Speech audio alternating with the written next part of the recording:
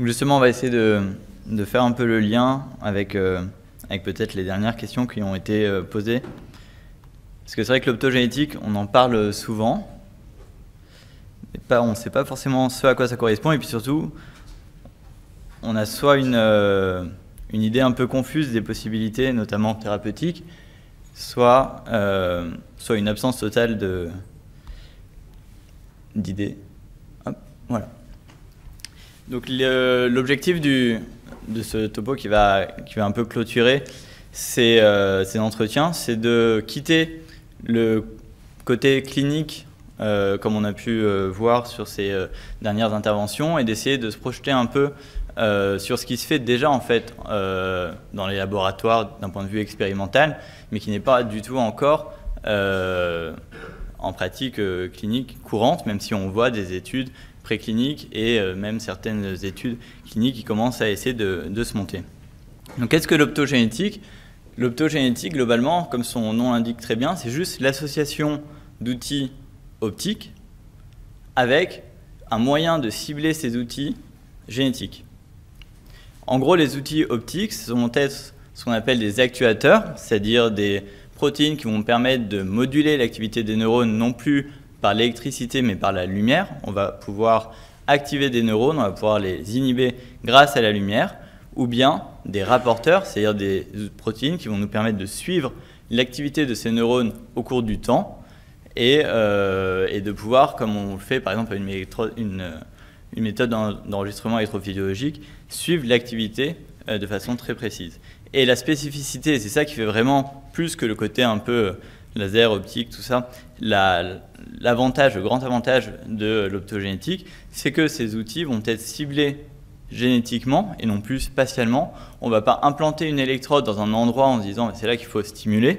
On va au contraire, et c'est un paradigme complètement différent, on va faire en sorte d'exprimer ces actuateurs de façon spécifique dans la population neuronale qui nous intéresse pour pouvoir stimuler ces neurones, non plus sélectivement d'un point de vue spatial, mais sélectivement d'un point de vue génétique. Les actuateurs optiques, dont vous avez peut-être déjà entendu parler et qui ont été brièvement évoqués ce matin, ce sont tout simplement des canaux qui vont laisser entrer ou qui vont pomper en dehors du neurone des ions et qui vont ainsi permettre soit d'hyperpolariser, donc d'inhiber, soit de dépolariser, donc d'activer le neurone qui va exprimer cette protéine. Les deux historiquement plus connus, mais il y en a eu beaucoup d'autres ensuite, sont channelrhodopsine, qui est ce petit canal sodique que vous voyez ici, qui est en fait dérivé tout simplement d'une bactérie et qui a la particularité de pouvoir être activé par de la lumière bleue, donc dans une certaine longueur d'onde. Il va laisser rentrer les ions sodium et donc dépolariser puis activer le neurone. À l'opposé, l'autre actuateur optique qui est très utilisé, c'est allorhodopsine, qui est dérivé d'une autre bactérie et qui lui est sensible à la couleur plutôt dans les jaunes orangés et qui est une pompe chlore qui va hyperpolariser et donc inhiber le neurone. Et ce qui est intéressant, c'est qu'on peut exprimer dans la même cellule à la fois channelrhodopsine et allorhodopsine, et ainsi, comme vous voyez ici en bas, lorsque notre neurone va être illuminé avec de la lumière bleue, il va être activé grâce à l'entrée du ion sodium dans le neurone par channelrhodopsine. Puis lorsqu'on va l'illuminer avec de la lumière orange, il va s'hyperpolariser et s'inhiber. Et c'est ce que vous voyez ici. Et donc c'est une façon totalement nouvelle de contrôler l'activité des neurones par la lumière et surtout par le targeting génétique de ce neurone-là. Et les actuateurs, même si on en parle beaucoup, ce n'est pas le seul versant de l'optogénétique. L'optogénétique, c'est la neuromodulation et aussi la façon, et c'est ça qui est intéressant, d'enregistrer l'activité, non pas d'un neurone qu'on aura patché ou d'une petite population de neurones, mais d'une grande population de neurones de façon optique. Et pour ça, on utilise donc ce qu'on appelle des rapporteurs optiques, qui sont pour la plupart des senseurs calciques, qui sont eux-mêmes génétiquement exprimés dans les neurones qui nous intéressent. Et peut-être le plus connu de ces senseurs calciques, celui qu'on appelle GCAMP, est dérivé de la protéine fluorescente verte que vous connaissez bien, et qui a la particularité, en gros, de pouvoir, quand il est associé à d'autres protéines qui peuvent lier le calcium, changer de conformation, et donc, lorsqu'il sera illuminé avec une certaine longueur d'onde, faire un changement de fluorescence qu'on va pouvoir détecter. Et ce changement de fluorescence correspond finalement à l'influx de calcium dans le neurone. Et comme vous le savez, quand le neurone s'active, le calcium rentre. Et donc, on a une mesure indirecte de l'activité neuronale grâce à ce delta de fluorescence qu'on va pouvoir mesurer non pas sur un neurone, mais sur une population de neurones. L'image que vous avez ici en bas, où vous avez les petits ronds qui sont les régions d'intérêt sur lesquelles on va mesurer ce changement de fluorescence, c'est une image de moelle épinière dans un modèle particulier qu'on utilise beaucoup en optogénétique, qui est le poisson zèbre, et qui a la particularité d'être transparent. Et là, dans cette lignée transgénique dans laquelle on va exprimer GCAMP dans tous les motoneurones de la moelle épinière, vous allez voir qu'on va pouvoir suivre, lorsqu'on va stimuler et déclencher ce qu'on appelle de la locomotion fictive, une sorte de nage fictive qui va recruter les motoneurones, on va pouvoir voir, grâce au changement de fluorescence, le recrutement des motoneurones. C'est ce que vous voyez ici. Vous allez d'abord voir en bas donc, qui s'allume parfois de façon assez subtile. C'est de l'activité, voilà. Et quand on va stimuler une partie qu'on appelle la vésicule optique, qui va déclencher un mouvement d'échappement, d'escape, même au niveau fictif, c'est ce que vous voyez en bas. Il y a en bas, là où il y a marqué 1 seconde, c'est l'enregistrement de l'activité locomotrice fictive. Donc le poisson est immobile, il est paralysé. Et pour autant, on peut quand même enregistrer les neurones qui vont être recrutés lorsqu'on va stimuler. Et si vous voulez, c'est l'équivalent de la locomotion qu'il aurait fait s'il n'avait pas été paralysé. Et ce qui est intéressant, c'est qu'on a du coup un reflet du recrutement de ces motoneurones d'un point de vue optique. Et au lieu d'avoir cet enregistrement électrophysiologique que vous avez en bas, où vous avez en gros les paramètres habituels d'amplitude, de fréquence, mais finalement vous mesurez uniquement l'output, là vous avez accès à une information spatiale, vous pouvez dire quel est le type de motoneurone qui est recruté, de quelle façon d'un point de vue temporel et de quelle façon d'un point de vue spatial. Et au-delà même de ces senseurs calciques qui sont fluorescents et donc qui ont besoin d'être excités par la lumière, on peut même suivre l'activité des neurones spinaux dans la moelle chez l'animal en mouvement. Et ça, c'est assez particulier, puisque vous savez que pour pouvoir enregistrer en électrophysiologie ou même en imagerie calcique des neurones, on est obligé forcément de l'avoir sous le microscope, donc d'avoir un animal qui est paralysé ou d'avoir une préparation ex vivo ou une tranche. Et globalement, on n'a pas, notamment, et en particulier, de feedback sensoriel. Alors on a dit aujourd'hui, c'est pas très grave, les préparations ex vivo, vous aviez le truc avec les pattes, finalement on les met avec un bain d'agonis, etc. Puis on arrive quand même à générer de façon automatique des patterns de locomotion fictive. Alors c'est intéressant pour étudier le recrutement des motoneurones, mais finalement on sait tous qu'il y a une intégration sensorimotrice et que le feedback sensoriel est au moins aussi important que la commande centrale pour moduler ce recrutement des motoneurones. Et ce qu'on a fait en utilisant un outil qui s'appelle l'écorine, qui est une protéine bioluminescente qui est dérivée d'une méduse, d'ailleurs la même dans laquelle a été découverte la GFP, c'est qu'en exprimant de façon spécifique l'écorine dans les motoneurones de la moelle épinière, on va être capable, puisque l'animal, je vous rappelle, est transparent, d'enregistrer, de collecter les photons émis par les motoneurones au cours du mouvement, chez l'animal en mouvement, de façon dynamique et pendant différents types de mouvements. C'est ce que vous voyez ici, globalement.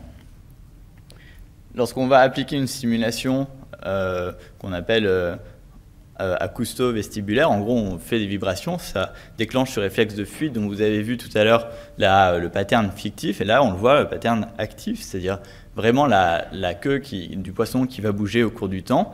Et c'est ce que vous avez en bleu, c'est l'angle de la queue au cours du temps, et ce que vous avez en vert, c'est le nombre de photons émis au cours du temps par les motoneurones spinaux qui sont porteurs de la protéine bioluminescente qu'on appelle l'écorine.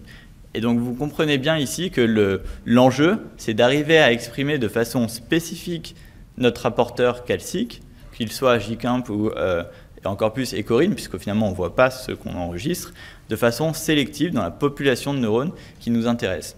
Et donc pour cela, il y a des outils, c'est pour ça que le poisson zèbre, même s'il fait très éloigné comme ça de l'homme, puis même du rongeur, finalement est utile. C'est que c'est un vertébré et sur lequel on va pouvoir avoir une accessibilité génétique, on va pouvoir manipuler les lignées de neurones et exprimer de façon sélective dans les neurones qui nous intéressent les protéines qui vont nous permettre soit de moduler, soit d'enregistrer leur activité. Donc ici, par exemple, c'est une lignée qu'on a utilisée dans les 2 images que vous avez vues précédemment, qui s'appelle MNX1, et qui n'exprime en fait, quoi que vous mettiez derrière, uniquement dans les motoneurones spinaux. Et il y a plein d'autres techniques génétiques qui permettent de manipuler comme ça le génome et d'arriver par exemple à faire des sortes de screens un peu aléatoires. On va insérer du génome de façon aléatoire grâce à des transposases et on fait ce qu'on appelle des enhancer traps. C'est-à-dire que globalement on a un outil qui va exprimer la protéine qui est dans notre piège de façon aléatoire, puis on va screener le pattern d'expression qui nous intéresse, et comme ça, même si on ne sait pas exactement où est insérée dans le génome la protéine qui nous intéresse, on dit, ben voilà, là on marque les motoneurones, là on marque les neurones somatosensoriels, là on marque tel type d'interneurone. Et un des grands avantages du coup, ça va être la possibilité de comparer ces 2 modalités d'exploration dont je viens de vous parler, c'est-à-dire par exemple de pouvoir comparer le recrutement des motoneurones spinaux lorsque l'animal est en mouvement versus lorsqu'il est paralysé. Alors ça paraît un peu... on se dit, bon, à quoi bon, quel est l'intérêt? L'intérêt, c'est que, globalement, depuis 50 ans, toutes les études qui regardent le recrutement des motoneurones, alors chez l'homme, c'est particulier puisqu'on a l'EMG, mais on n'a pas accès directement au recrutement des motoneurones. On a un reflet indirect de leur recrutement. Là, on va avoir un enregistrement direct, optique, certes, pas électrophysiologique, de leur activité, et on va pouvoir comparer cette activité lorsque l'animal bouge et lorsque l'animal ne bouge pas. C'est-à-dire lorsqu'il a des afférences sensorielles qui vont moduler le recrutement des motoneurones ou lorsqu'il n'y aura plus ces afférences sensorielles. Et pour ça, on a construit ce petit setup que vous voyez ici où en gros, on place la larve de poisson zèbre au sein d'une sorte de petite arène. On va le stimuler avec une stimulation vibratoire et on va enregistrer de façon simultanée le mouvement et de façon quantitative, on va pouvoir le traquer automatiquement et déterminer certains paramètres quantitatifs cinématiques de ce mouvement, ce que vous avez en haut en bleu. Et de façon simultanée, on va pouvoir enregistrer le pattern de recrutement des motoneurones grâce à la bioluminescence et en analysant le signal de façon quantitative aussi. Et brièvement, ce qu'on voit, c'est plutôt rassurant, c'est d'abord que pour différents types de mouvements, on a différents types de signaux de bioluminescence, c'est-à-dire différents types de recrutement de motoneurones. Donc ça, c'est intéressant. On a décrit différents patterns de locomotion fictive, mais c'est toujours un petit peu des suppositions. C'est-à-dire qu'on dit, voilà, on voit qu'il y a des locomotions fictives où ça va être très rapide, puis après plus lent, puis après des sortes de patterns particuliers. On se dit, bah, ça correspond à une locomotion lente, ça correspond à une escape, ça correspond à différents types de mouvements. Et vous voyez bien que là, c'est un peu quand même un exercice d'imagination. Tandis que là, on a l'enregistrement vidéo du mouvement et on peut le quantifier.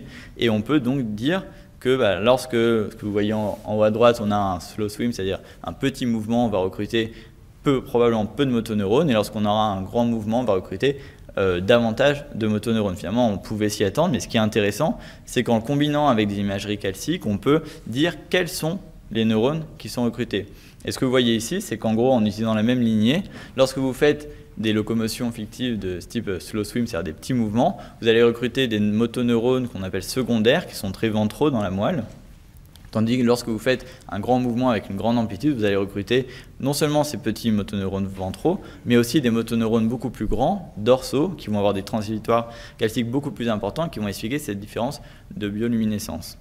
Et ce qui est intéressant, comme je vous l'ai dit, c'est qu'on peut utiliser donc cette méthode pour comparer le recrutement des motoneurones lorsqu'il y a un feedback sensoriel versus lorsqu'il n'y en a pas. Et ce qu'on a trouvé de façon assez surprenante, c'est qu'en fait, ce n'est pas du tout le même pattern de recrutement. C'est-à-dire que lorsque vous avez un animal qui bouge, c'est les traces en bleu ici, soit lorsque vous avez un recrutement qui va être assez ample et assez rapide, pour une courte durée, et lorsque soit vous paralysez l'animal en utilisant un bloqueur cholinergique pour bloquer la jonction neuromusculaire, soit vous utilisez un mutant qui va avoir la propriété de ne plus pouvoir se contracter parce qu'il a une mutation dans son muscle, et non pas dans ses motoneurones, mais dans son muscle, on va pouvoir observer que non seulement on va recruter moins de motoneurones, mais on va les recruter pour plus longtemps. Et ça nous a conduit à mettre l'hypothèse globalement qui est la suivante, que lorsque vous avez un mouvement actif où vous recrutez des neurones sensoriels, et que ces neurones sensoriels vont probablement moduler le recrutement des motoneurones, dans un premier sens en recrutant de façon synergique plus de motoneurones primaires dorsaux pour, si vous voulez, amplifier le réflexe de fuite, et d'autre part, en recrutant des interneurones qui vont silencer de façon active ces motoneurones secondaires pour éviter que le mouvement se prolonge trop longtemps. Et au final, ça reste très fondamental, mais ce qu'on montre là, c'est qu'il y a probablement, en tout cas chez le poisson zèbre, un circuit en boucle fermée intraspinale d'intégration sensorimotrice où, globalement, le mouvement lui-même module la génération des mouvements ultérieurs. Et ça, c'est le genre de choses qui, à ma connaissance, n'avaient pas pu forcément être montrées, en tout cas pas chez les animaux vivants et des préparations en locomotion active, et qui sont rendues possibles par des outils optogénétiques. Et ce qui est très intéressant avec l'optogénétique, c'est qu'on n'est pas seulement dans un exercice d'observation où on essaie de caractériser des activations, mais on peut interférer avec ces recrutements, ces activités, et pouvoir valider, soit en faisant l'expérience de gain ou de perte de fonction, ce modèle qu'on propose. Et par exemple ici, ce que vous voyez, c'est qu'on va exprimer channel rhodopsine, qui est cet opsine, cet actuateur qui permet d'activer les cellules, dans l'interneurone dont on pense qu'il est responsable du raccourcissement de l'activité. Et ce que vous voyez, c'est qu'en locomotion fictive, en effet, lorsqu'on active optiquement ces cellules qu'on appelle des KA, on met fin à la locomotion fictive, au burst de locomotion fictive qui est observé normalement. Donc, grâce à l'optogénétique, vous avez un moyen en fait très puissant de pouvoir regarder des populations de neurones chez l'animal vivant, en mouvement, de pouvoir le regarder de façon dynamique dans le temps, de façon sélective dans l'espace et de façon ciblée au niveau génétique. Et le grand intérêt, en fait, d'un point de vue même un peu translationnel, c'est qu'on sait qu'il y a des cartes d'expression, de transcription de facteurs, transcription dans la moelle qui sont conservées chez l'ensemble des vertébrés depuis le poisson zèbre jusqu'au rongeur et jusqu'au primate même dans une certaine mesure, même si c'est moins clair. En tout cas, ce qu'on sait, c'est que la carte génétique qu'on retrouve chez le poisson zèbre, on peut l'extrapoler dans une certaine mesure à d'autres modèles. Et comme vous avez compris ici qu'en gros, le facteur principal, c'est la porte d'entrée qui nous permet d'exprimer les outils optogénétiques dans la population qui va nous intéresser. En fait, le modèle qui est relativement basique du poisson zèbre va constituer une excellente plateforme pour pouvoir ensuite trier les portes d'entrée génétiques et pouvoir progresser dans d'autres modèles plus translationnels. Et au final, on en a un petit peu parlé lors du topo ce matin sur la DBS. Ce qui est intéressant avec l'optogénétique et la raison pour laquelle ça excite un peu tout le monde, c'est que on a parlé pendant 2 jours de neuromodulation, mais en fait on a parlé de neuromodulation électrique, c'est-à-dire globalement on fait passer un courant et puis on regarde ce que ça fait sur l'activité des neurones. Et vous avez peut-être remarqué aussi qu'à plusieurs reprises, on a dit bon bah ça on ne sait pas trop comment ça marche. Et c'est vrai finalement parce qu'on applique un courant, mais on n'a pas beaucoup d'outils pour savoir quel est l'effet de ce courant sur l'activité des neurones de façon réelle. Parce que souvent, on ne peut pas enregistrer les neurones, et puis si on en enregistre 1, 2 grand maximum, ou un ensemble de neurones, et on a juste l'output, mais on n'a pas l'activité individuelle de l'ensemble de chacun de ces neurones. Grâce à l'optogénétique, vous allez pouvoir appliquer non plus une stimulation électrique, mais une stimulation optique. Et là où c'est fondamentalement différent de l'électrophysiologie, c'est que vous n'appliquez pas de façon un peu diffuse un courant en disant on va finalement moduler tout ce qui est autour. Vous appliquez, cette fois-ci en l'occurrence de la lumière, mais seules les cellules que vous aurez ciblées génétiquement et qui vont exprimer ces récepteurs à la lumière vont être modulées par votre stimulation optique. Et en gros, si on l'extrapole par exemple au modèle de DBS dans la maladie de Parkinson qui vous avait été présenté ce matin, et d'ailleurs on va reparler rapidement du papier, dans la DBS, on place une électrode dans les noyaux sous-thalamiques ou dans le globus pallidus interne ou dans le thalamus et on stimule, mais on n'a jamais vraiment compris, et puis d'ailleurs ça a été dit ce matin, comment exactement ça marchait. On se dit on va probablement inhiber, mais quelle population de neurones, c'est pas très clair, et de quelle façon, c'est pas très clair non plus. Là, globalement, et c'est ce qui a été fait dans cette étude qui vous avait été rapidement aussi présentée ce matin, on va pouvoir disséquer grâce à l'optogénétique, le rôle des populations au sein du noyau subthalamique de façon individuelle, en disant par exemple on va exprimer à l'eurodopsine uniquement dans les neurones excitateurs du noyau subthalamique et on va voir ce que ça donne chez l'animal parkinsonien, un modèle de rongeur en l'occurrence. Et ce que vous voyez globalement, c'est comme avait dit le Dr Jaria ce matin, que lorsque vous inhibez des neurones excitateurs du STN, lorsque vous activez ces neurones excitateurs, lorsque vous activez les cellules gliales, à chaque fois en utilisant un promoteur spécifique de cette lignée-là, globalement, ça ne change pas grand-chose au niveau comportemental sur notre modèle parkinsonien. En revanche, lorsque vous inhibez avec allorodopsine mais à haute fréquence, les afférences corticales sur le STN, c'est là que vous obtenez l'effet comportemental. Et c'est quelque chose finalement assez surprenant, puisqu'on a toujours l'impression qu'on va stimuler et on va construire ensuite des modèles qui partent du principe qu'on stimule ce qu'il y a autour, mais en fait il y a plein de choses qui notamment viennent de l'extérieur, des afférences qu'on recrute aussi grâce à de la stimulation électrique. Et au final, l'optogénétique, même si c'est beaucoup évoqué dans des perspectives un peu translationnelles en disant « Ah, c'est génial, on va pouvoir stimuler avec la lumière spécifiquement la population de neurones qui nous intéresse », en vrai, c'est surtout un formidable outil pour comprendre et tester les circuits médulaires. Vous avez vu ce matin, dans le topo de Grégoire Courtine, cette vidéo, que je vous remonte juste rapidement, où vous voyez les stimulations épidurale et on se dit c'est super, on stimule probablement les afférences sensorielles, groupe 1, groupe 2, et le rongeur remarche. Cette vidéo, vous ne l'avez pas vue, mais elle aurait pu être aussi dans le topo de M. Gerasimenko ensuite. Chez l'homme, chez qui on implante une électrode de stimulation épidurale médulaire, on peut restaurer de la locomotion volontaire, ce qui fait dire que probablement il y a des fibres qui sont épargnées, qui sont peut-être réticulospinales et qui vont permettre la récupération volontaire. Alors tout ça, c'est très excitant, c'est très intéressant, mais au final, une question assez fondamentale et qui améliorerait sans doute grandement l'efficacité et le rationnel de cette méthode, c'est se dire qu'est-ce qu'on stimule au niveau épidural. Et d'ailleurs, c'est pour ça que Grégoire Courtine, tout à l'heure, vous a montré des modèles mathématiques où il essaye de modéliser la stimulation épidurale en disant est-ce qu'on va recruter telle pool d'extenseurs ou de flexeurs de motoneurones. Mais globalement, d'un point de vue vraiment circuit cellulaire, on n'a toujours pas compris comment ça marchait, comme dans la douleur neuropathique d'ailleurs, on a dit tout à l'heure, bon bah ça marche, mais on ne sait pas trop comment ça marche. En médecine, on se contente souvent de se dire ça marche, mais c'est quand même intéressant de savoir pourquoi ça marche et quel est le circuit qui sous-tend l'effet observé, et en particulier lorsqu'il s'agit d'un effet thérapeutique, parce que si on arrivait à moduler de façon sélective une population par exemple d'interneurones sensorimoteurs au sein de la moelle qui serait responsable de cet effet-là, peut-être qu'on aurait des résultats autrement plus probants, même si ceux-ci sont déjà très intéressants. Et c'est ce qui est par exemple fait grâce à des outils optogénétiques dans le laboratoire de Tom Jessel à New York, sur ce papier qu'ils ont publié très récemment, où ils vont arriver à cibler génétiquement, en utilisant comme porte d'entrée un gène particulier, c'est pour cibler, donc vous savez, dans les interneurones inhibiteurs de la moelle épinière, il y a l'émission qu'on appelle post-synaptique et la majorité des interneurones inhibiteurs GABAergiques, et puis il y a une minorité d'interneurones inhibiteurs présynaptiques qui ont la particularité d'exprimer le gène GAT2 de façon spécifique. Il n'est pas porté par les interneurones post-synaptiques.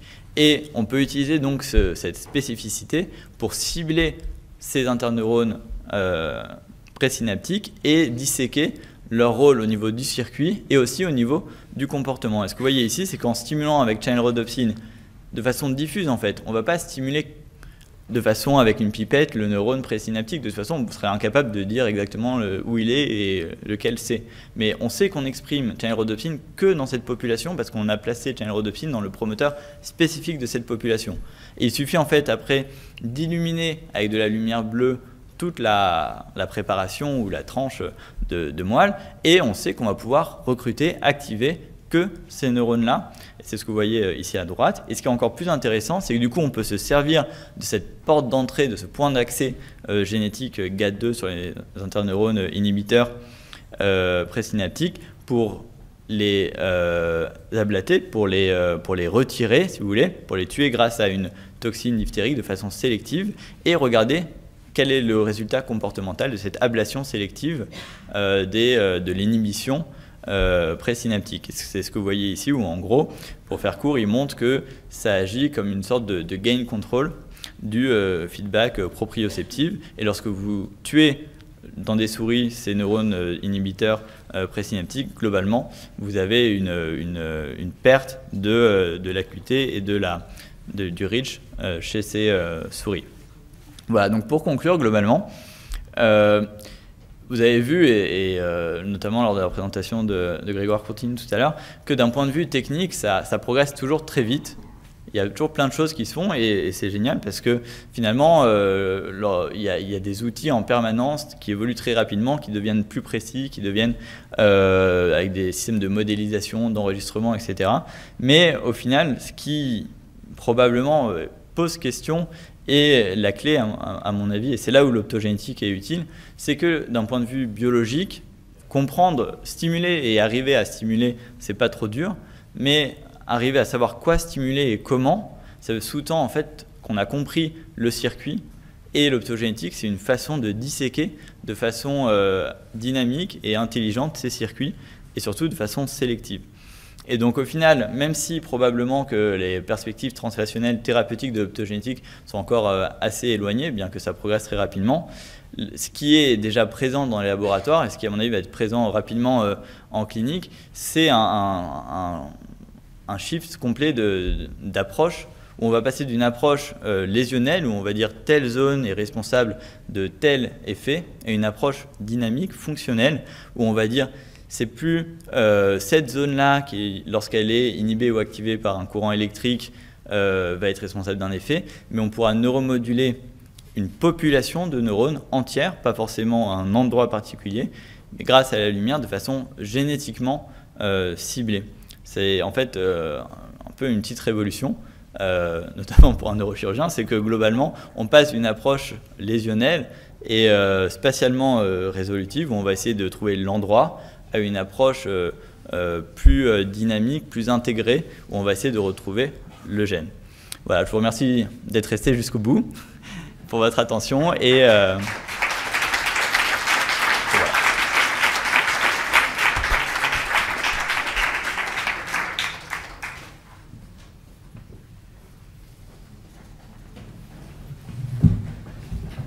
Bien, merci beaucoup pour votre exposé qui ouvre un futur sans doute relativement lointain, mais qui ouvre des pistes très intéressantes. Est-ce que certains d'entre vous souhaitent poser des questions à l'orateur? Si... Oui, je t'en prie.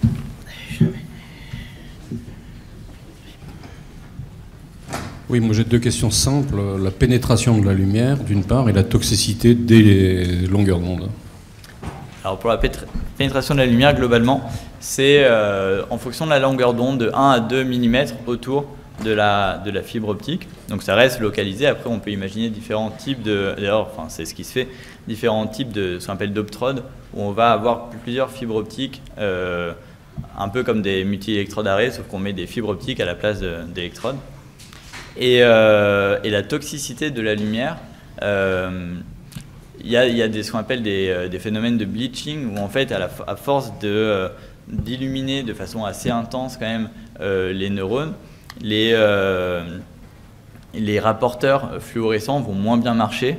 Après, il n'y a pas de toxicité, en tout cas à ma connaissance, sur le fonctionnement des neurones normal d'un point de vue métabolique. Après, on n'est pas ici dans un contexte de stimulation chronique, en tout cas au niveau expérimental. Sur les larves de poisson-d'aile, par exemple, on les utilise une journée, puis ensuite, on s'en sert plus. Donc on n'a pas été voir derrière si le fait de les avoir stimulés avec la lumière. Mais après, il y a des modèles, notamment rongeurs, où il y a des implantations de plateformes, on va dire, optogénétiques sur des temps plus longs. Et à ma connaissance, il n'y a pas d'effet toxique.